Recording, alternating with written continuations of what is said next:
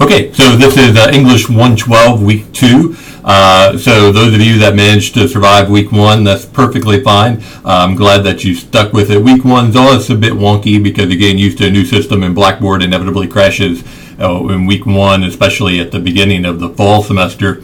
So just kind of hang with it as much as you can, and as you progress through the semester, more and more of what you're doing will become second nature. One reason why I do the webcams is that people really seem to respond better to one another rather than sort of picking and choosing, oh, I'll just, read this one thing and respond to it twice or something like that.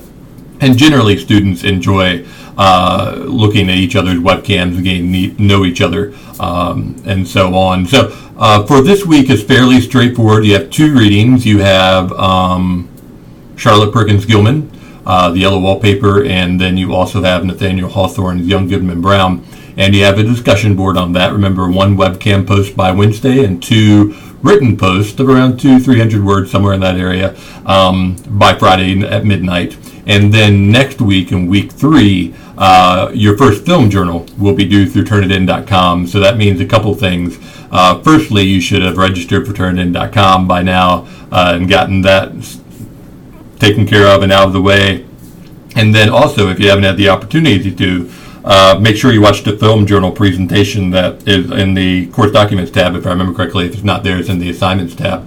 And just make sure that you understand what I'm asking for the film journal. And so a lot of people, and this isn't a scare tactic or anything like that, it's just the honest to gosh truth. A lot of people do poorly on the film journal, and then they email me and they'll say, why did I do poorly on the film journal? And I will always respond, did you watch the presentation? And they'll say, no, I just thought I had to watch a film and write about it. And so the presentation is there for all of the assignments to guide you through your thought process and how you're going to approach an assignment. Remember, for your film journal, you're not going to summarize. You're going to come up with an argument, okay, and try to prove that argument. And that's what you're going to do for all of your papers as well for the literature, is try to prove an argument, okay, try to show somebody something. So an example of, let's say that you were watching Blade Runner, okay, and what you could say for Blade Runner is a science fiction film set in the future, okay.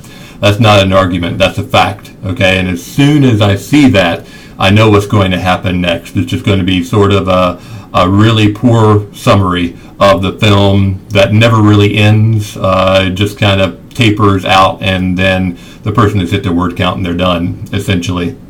So what you want to do is focus on an argument. So using that same film, for instance, you could say something like Blade Runner represents the concerns of mass consumerism in the 1980s. Okay, that's just off the top of my head. Okay, and so if you take a look at the critical theories slide, okay, or PowerPoint presentation, that gives you a bunch of different ways of approaching the film. And remember, you don't need to talk about the entire film.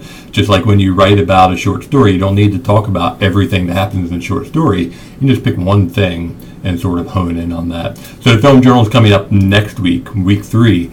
For week 2, of course, we're going to talk about Gilman and Hawthorne and just kind of get used to this whole discussion board stuff. Okay. If you have any questions, feel free to email.